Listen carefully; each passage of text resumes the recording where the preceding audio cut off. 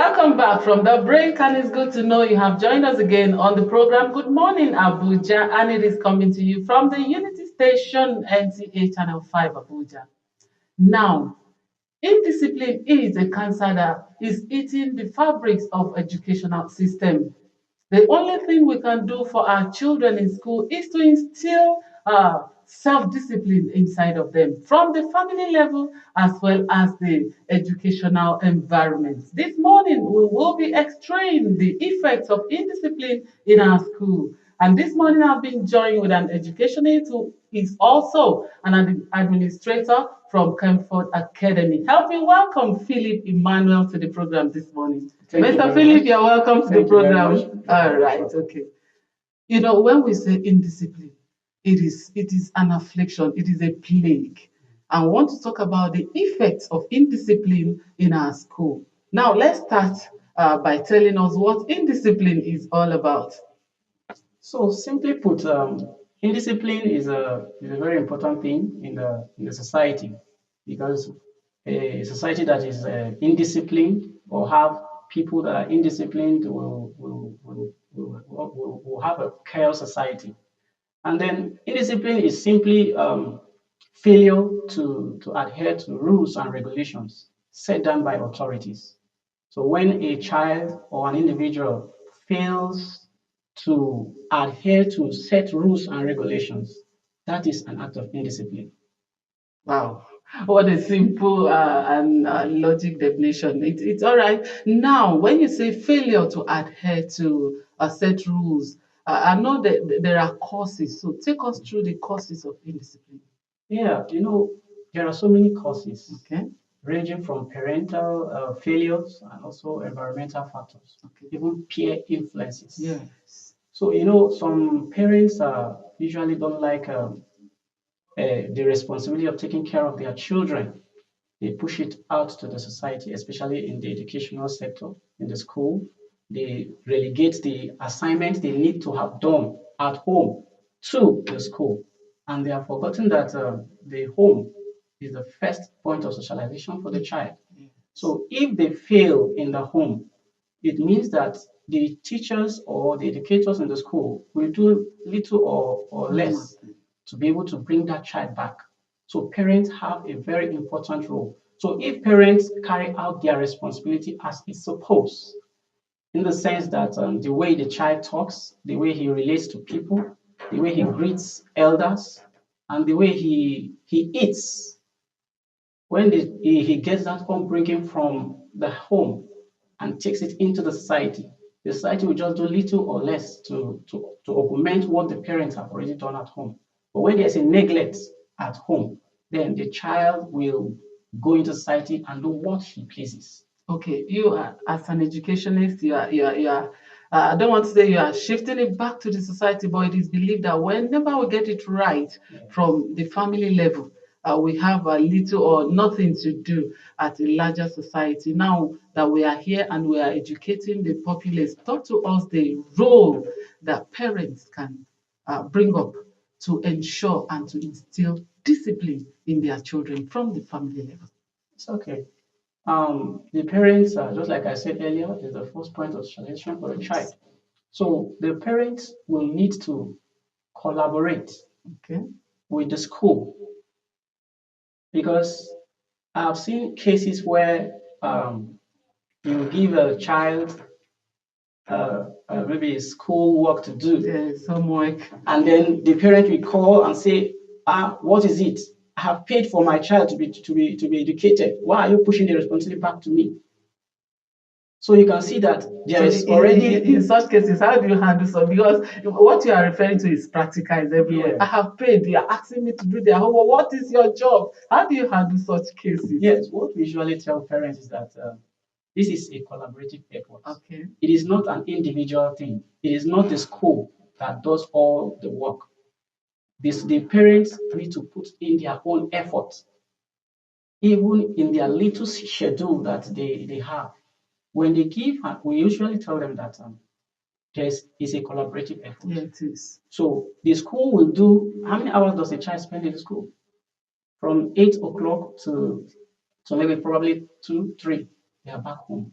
and then the child will be at home till the next day, Okay. and during the weekends he will be throughout with the parents. So you can see that a larger portion of the time the child spends at home. So parents need to know that it is a responsibility that they must carry out. So we usually tell them if they want the child to be a better person, then they need to partner with the school. When they do their home on at home, they bring it to school, then they have to be complementing each other.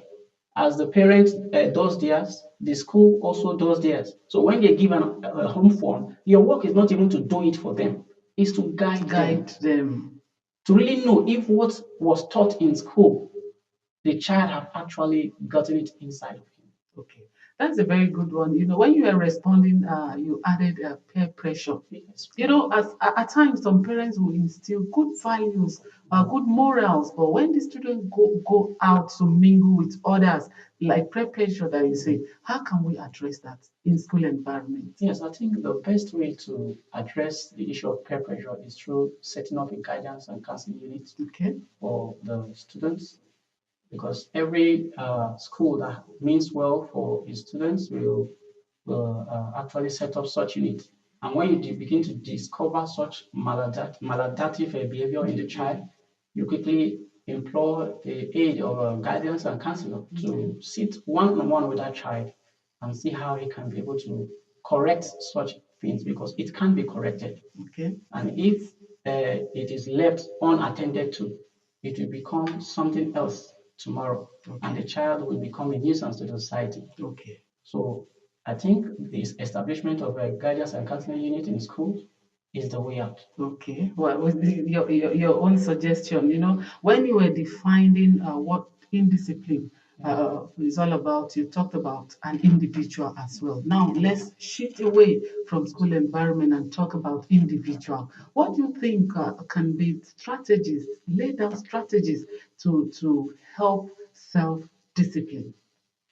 That is now outside the school Yes, environment. for individuals. Okay. Yes. Now, to like in a society or an institution outside of the school environment, what rules that need to be put in place to adhere to indiscipline, or to curb the issue of indiscipline, Indiscipline.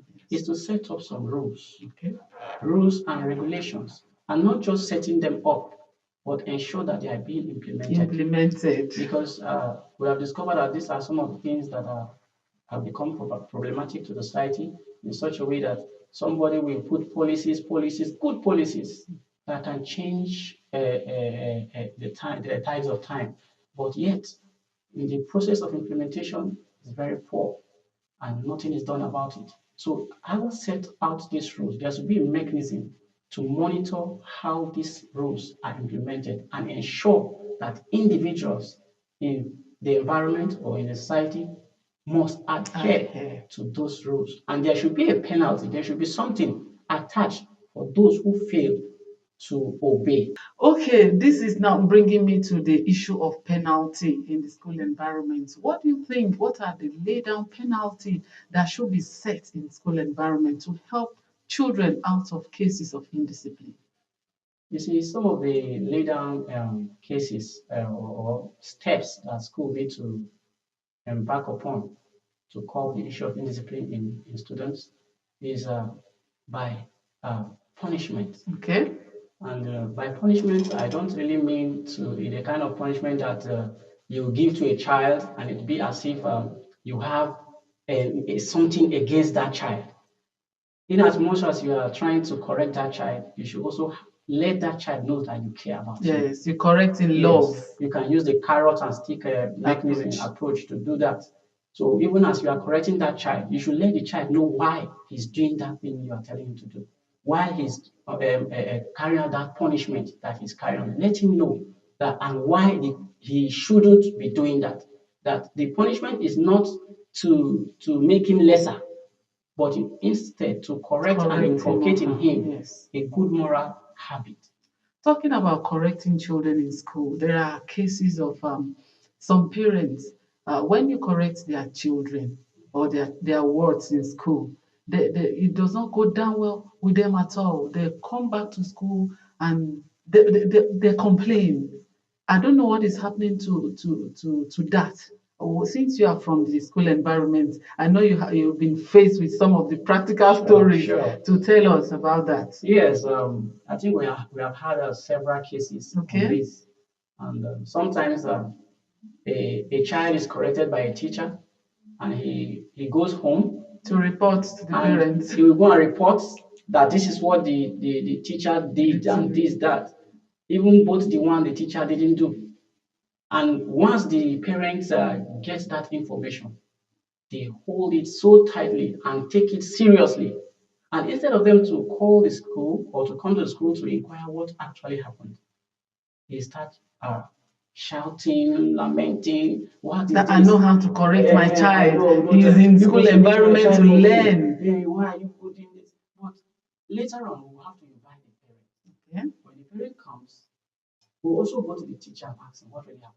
We'll now discover that what the child is even saying is opposite of what Yes. the teacher is also saying. And then the parent will now feel guilty. There was one case we had. Okay. The parent came and was trying to talk about the child, that this is what happened, this happened, and the parent was disgraced in front of the child there. And in fact, she stood up, wanted to even flog the child, and people should discipline him very well. Why will he be lying to me at home? So some parents don't really have that communication with the school. They only believe everything the child tells them because they want to pamper their children. Well, as an administrator, if I leave you to talk, you keep talking on and on. But way forward, what we can do to make our students, our words, our pupils in school a better citizens. Yes, you talked about it has to start from the family level. Way forward, generally, what we can do to ensure that we breathe the positiveness into the children that we are raising out of our schools. Yes, there are so many ways that we can inculcate good moral behavior in a child, both in the school environment and in the society.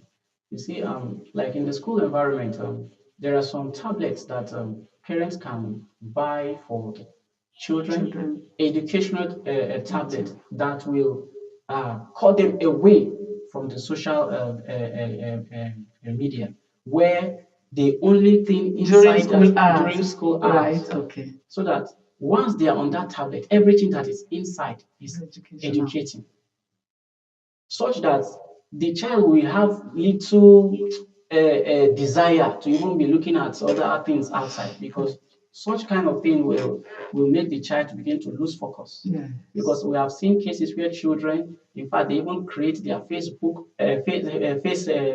account within themselves, even in junior secondary school. Wow.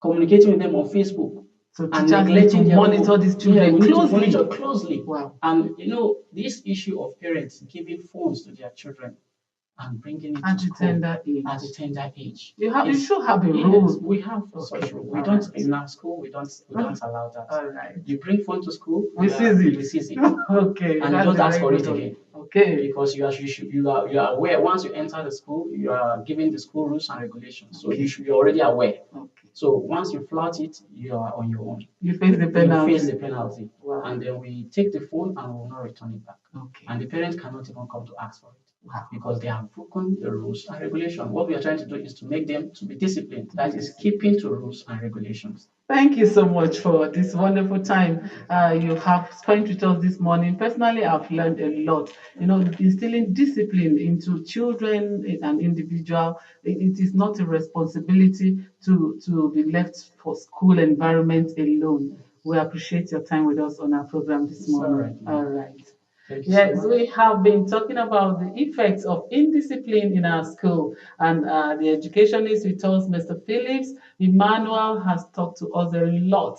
It is not only the responsibility of the school environment, it starts from the family. So the caregivers, parents, let's ensure we collaborate with school environment to make sure we turn out the positiveness in the lives of our children, and the society will be good for it. The program is Good Morning Abuja. Let's go on this quick break. When we come back, we'll be here and we'll bring more for you. Don't go anywhere. Stay with us, please.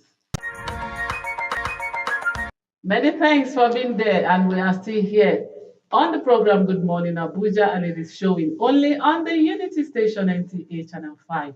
Now we have another guest, and we are still talking about education. We all know that the present economic situation is getting at everyone. What is the school environment doing that the learning in school environment can be accommodative to both children and even the parents? This morning, we will be looking at education and the burden of school fees. And again, being joined with an educationist to talk to us more on that. Help me welcome Mrs. Stephanie Faith Itenebe to the program. You're welcome. Thank you, ma'am. You look great. Thank you, ma'am.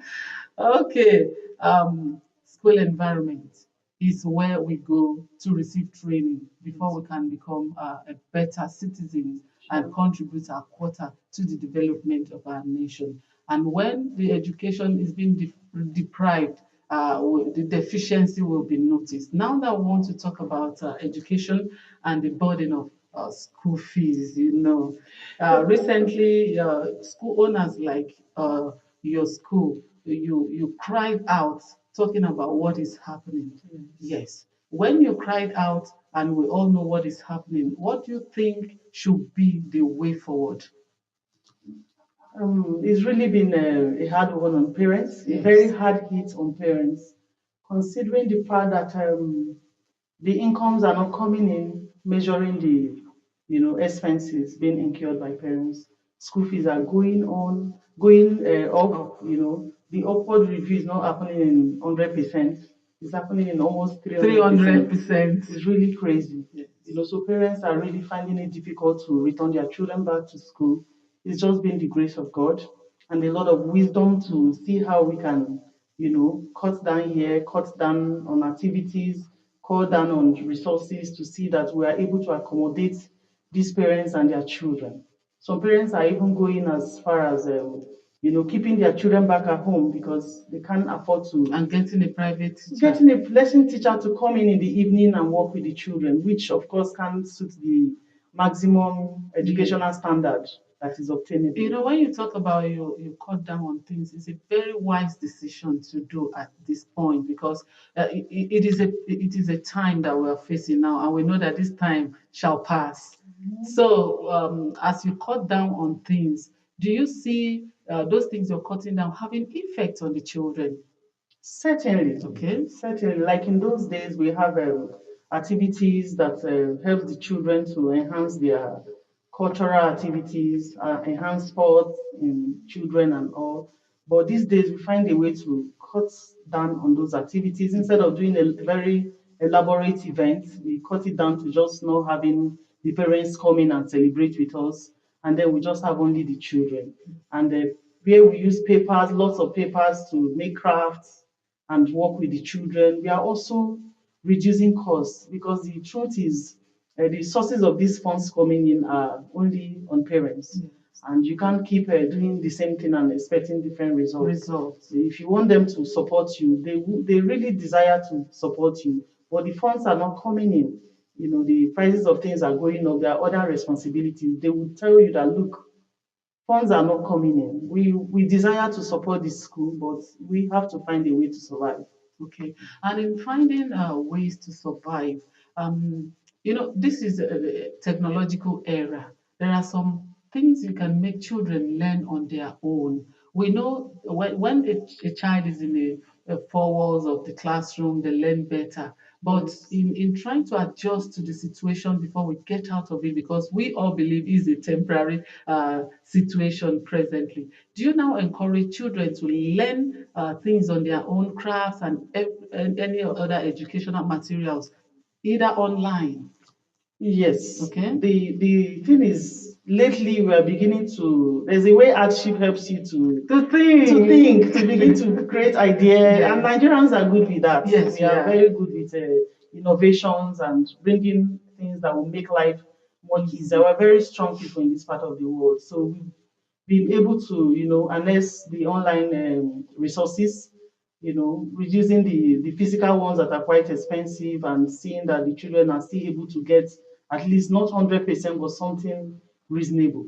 So like paper crafts, if you have something instead of having a child just work on one thing. You have to group them. You can Yes. have them in In groups, groups. having 5 to 10 children work on a table. Instead of just having a child work on a table, you have them in groups, and by so doing, we just have to be creative so that we can survive. Yes, and we need to survive. We really need to survive. We need to be creative to survive. Okay, Yes, talking about collaborating with parents, because you cannot run your school without parents. So Now there are some schools that if you don't bring your 100% fee upfront, your children will not be admitted into school. I think now that you talk about understanding with parents, is it what we should look into that direction? Maybe twice payment, three times payment, so long is within the stipulated time of the term. definitely. Okay. So the thing is, when it comes to fees in these times, the Holy Book says wisdom is profitable to Profitable to the the rest. You rest. need wisdom. Yes. You need wisdom. In those days, you have parents or children show receipts before they come into the school. It is not business as As usual. So usual. you need wisdom to, come in agreement with parents, liaise with them, dialogue and see how you can do installment payment as long as they pay. Because you want your business to also continue, so you need to give them a time frame. You are paying a 2 installment or 3 installment. As long as you keep your work, we don't have a problem with that. So majority of the schools, that is what we've been doing to survive. Okay. And that is a very good one. And this is now affecting some jobs like laying off of teachers. Oh, yes, And in turn, it will now become a problem to the society. exactly. So how do we try to amend that area? When it comes to the teachers, of late, teachers have really been resigning because most schools are also shutting down. It's sad reality. The number of schools that I know are shutting down. So what we are doing is to ensure that as the transportation is going high due to the fuel increase, we are also having a salary review to suit the increase at any point in time. Okay. Like the last time we had major fuel increase, we had to review our staff salary at least minimum of 20 to 40%. If not, you won't have, they would desire to come to be managing, but you wouldn't have them come because how would they come to work? And we've also reduced it to employing staff that live within the Within school, the, yeah, yes, environment. environment. So you have to see that we also push further to get other means of income like extra lessons, like extracurricular activities that would generate little income, so that if the school fees in quotes cannot take care of the remuneration of the staff to suit the economic situation, would also harness those other areas. So the teachers are also they need to be multitasking so that more resources can come and then we can review their salary to maintain them. Another one could also be their mental health. Mental health, I was Because yes. they need to send funds to their parents, they need to survive. No matter how much you increase, it is not doing anything for them, sincerely. They're just surviving. Okay. Still talking about mental health, with what is going on right now, it's affecting even the parents' emotional. And how in school, how are you managing the emotional train of both the parents and the children? And even us, the school owners and the teachers. It's really been crazy. But truth is, we must survive. Okay. So when we blacks, we are built for Very tough resilient, times. Yeah, we're yes. very resilient people. So we've been able, and we're still doing our best to see that we carry everybody along. Okay. We innovate activities like playtime to relax, Yes. calm our nerves. Everywhere is tense, really.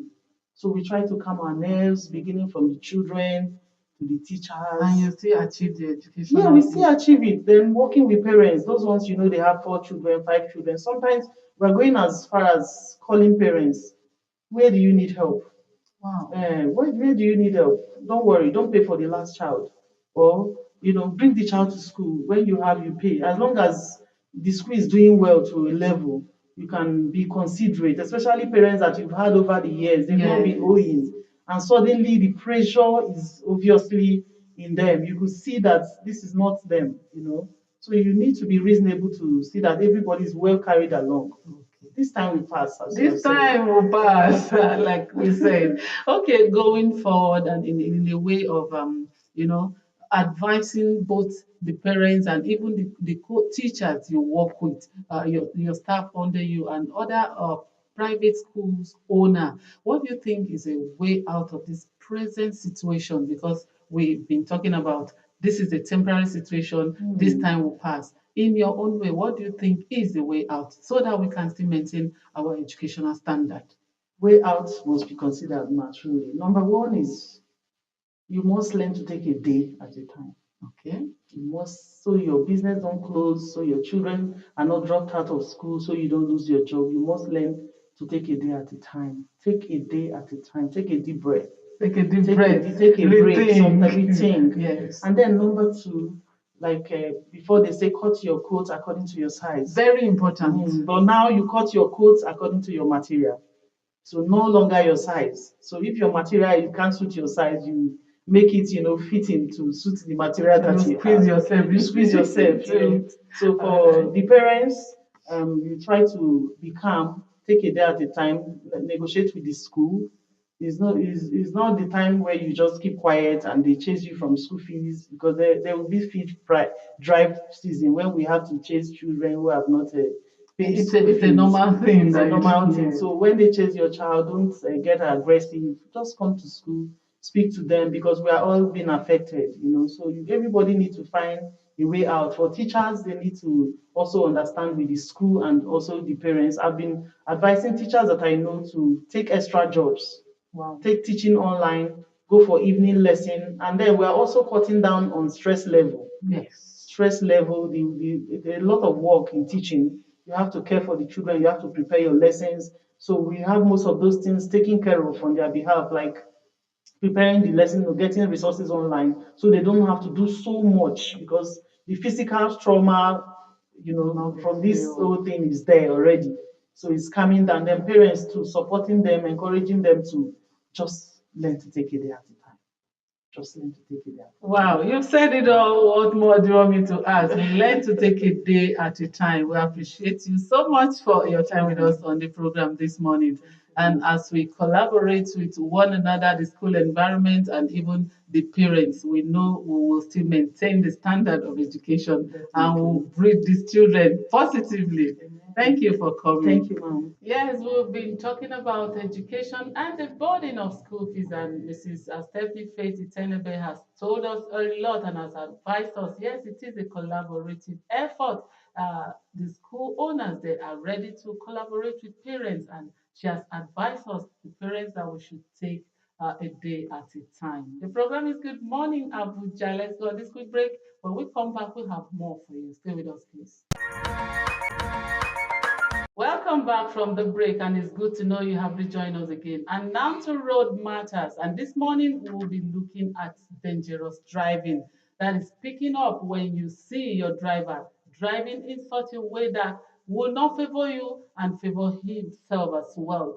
And you know how we do it every Thursday. Our educator has arrived. Help me welcome CRC Silvanos Ekpeyong, who is the unit head of operations, Central Business District of the Federal Road Safety Court. To do justice to this topic we have before us this morning. CRS Ekpeyong, you're welcome to the program. Thank you. Good to see you again. Thank you. We are here for our usual education. We have no option than to be here to educate people. All We right. are a member month. We need to let people know their life matters. Okay, so this morning we'll be talking about how we can speak up when we see dangerous driving. I know it's part of our theme for the Ember Month. So let's take it up from there.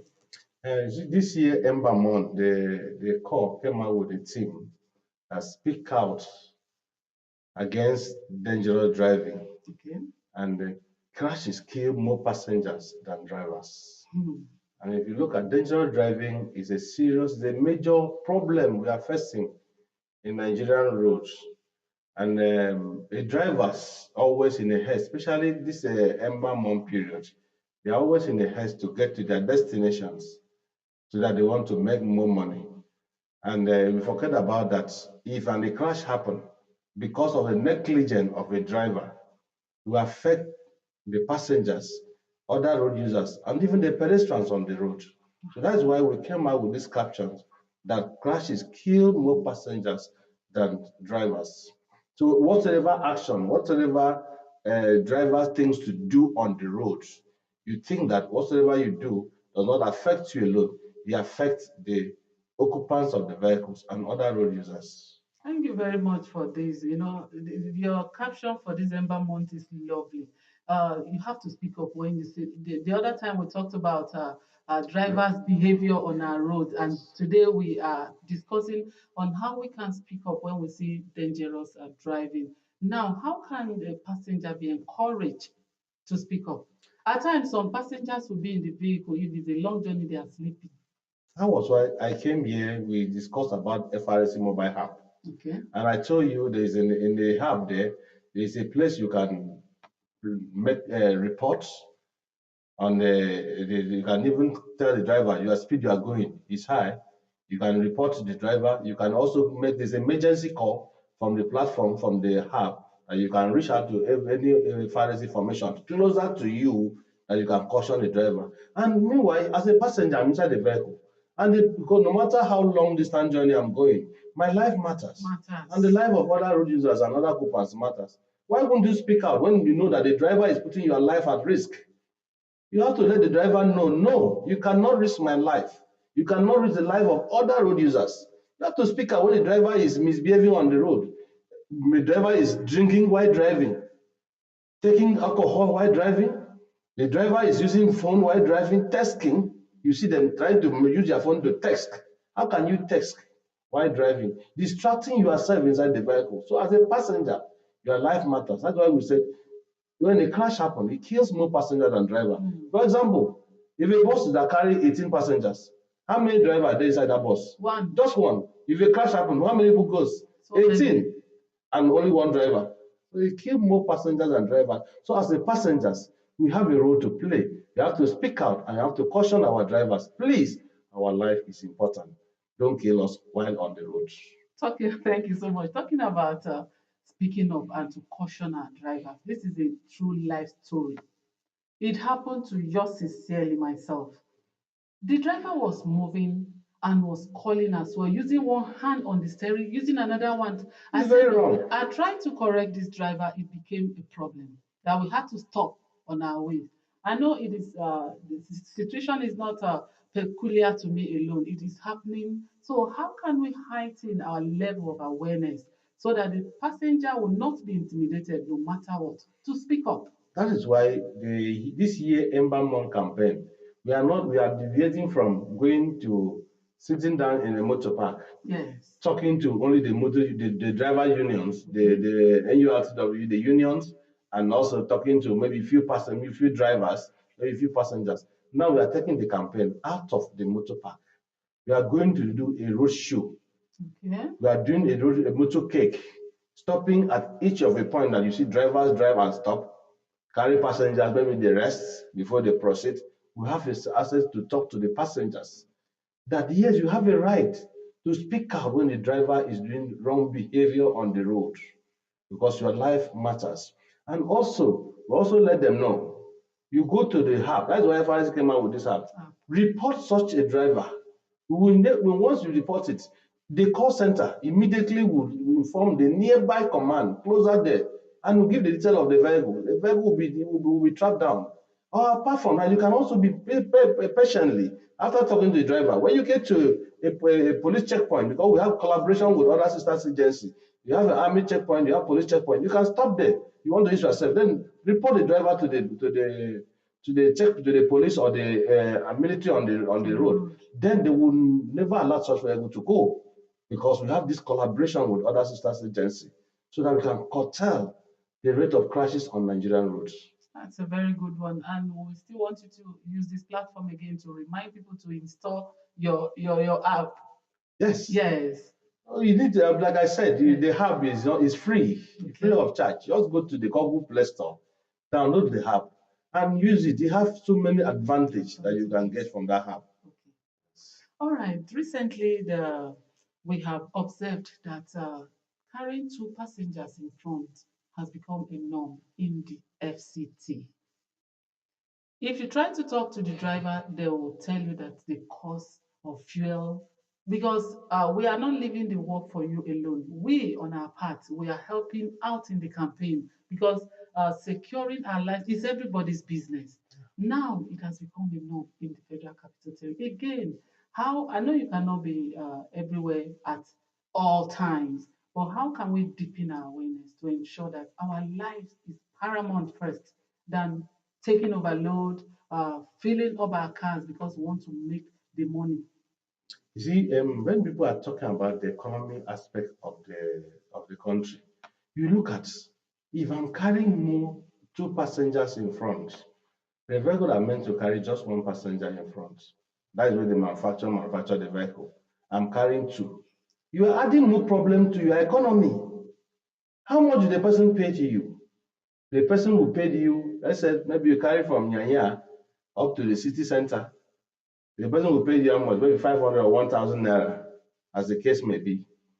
If you look at the wear and tear of that vehicle, what you spend in repairing the vehicle after you might have collected 1,000 naira. That is what people don't look at it. And in FRSC, we are not closing our eyes. That is why we go out on special intervention patrol every week, every day, to make sure that we don't allow overloading vehicle into the city center. And thank God with the FCT minister have come up with the task force. Wow. Now you can see the task force run 24 hours. Yes. You see our roads are very free these days because even the hawkers on the road, they are not left out. They pick out. They pick every hawkers on the roads, both in the day and the night time. And that reduces the issue of insecurity within the city in the night. And also, they are also looking at every vehicle that can overload. They will stop you and immediately apprehend you and take it to a nearby either road safety office or police of stations. So we are trying our best to make sure that we curtail the essence of this excessive loading people are carrying. And we also let people know that this excessive loading you are carrying does not help you.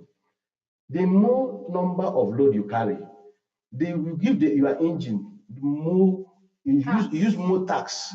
You consume more fuel than when you go with normal. Tell us that again, so we hear. So when the vehicle are supposed to carry 5 persons, or let's say five, are supposed to go the driver and the occupant are supposed to be five, and you are carrying 8, you are giving the more load to that vehicle, and you use more force, more energy. The more energy you use, the more fuel consumption you use, because you use more fuel to empower him to move. So you consume more fuel than when you are supposed to carry the normal passengers. So why did you talk of economy? You are killing yourself. You are killing your own economy. So why don't you do the right thing by carrying the normal passengers are supposed to carry? And your vehicle will stay live for you, and you too will be alive. The implication of also carrying more than one passenger. As a driver, if you are carrying 2 passengers, especially the manual vehicle, it will be difficult for you to do changes of gear. Yeah. To change your gear, you'll be pushing this one, push this one, and you will not be concentrating. You are talking about somebody driving with one hand and testing, making calls. Do you know that is recklessness? How can you be driving with one hand? The steering are supposed to hold firm in your 2 hands, and using one hand to drive is causing no problem to you. So, and when the risk happen, when the problem happen, it will not affect you alone. That's why we ask passengers, speak out. Speak out when you see this, so that your life and other roads will be safe. Thank you so much. And quickly before we go, you know our usual practice. You give us the overview of what happened on our road within the week under review. Yes, the road is like I said, that the thank for the FCT minister. It has really helped to minimize most of these problems we see, the traffic congestion on the road. And for the week under review, we recorded no crash. Wow. So, and that has been a very good record for us. And also, the traffic congestion has been reduced. The hawkers, you see them always jumping traffic with the traffic light, moving in when the vehicle stop. They are no more on the road because of, thank God for the FCT minister. They has come out with this task force, and they are all out of the roads. Okay, your final words before we go. Yeah, we want to advise people. Okay. This is Ember Month. Forget about the economy. Plan your own economy so that when you carry more passengers in your vehicle, you think of their life. Because if I'm the only person driving and I have to carry other passengers, their life at that moment, I am in control of their life at that moment. So if anything happens, most of life will go. plus including me. So more passengers will lost their life when a crash happens. So we advise you as a driver, please don't carry overloads, don't overload your vehicle, don't speed your vehicle excessively, don't be reckless in driving. Please leave issue of distraction. Distraction is a serious problem we have. How can you be distracting, texting, answering call, driving with one hand? It's not helping you. Please stop all these things and do what is right so that our life and other road users will be safe. Thank Thank you. you so much for your time with us on our show. We do really appreciate you. Thank you. All right. They say a word is enough. He has advised us, he has encouraged us. When we see anything wrong on our road, do not keep quiet. Do not keep your mouth shut as an occupant in the vehicle. Speak up so that we can all be alive for our family and the society. We've been talking with CRC Silvanus Ekpeyong, who is the unit head of Operations Central Business District of the Federal Road Safety Corps. Now let's go on this quick break. When we come back, Good Morning Abuja will still be on for you. Stay with us, please.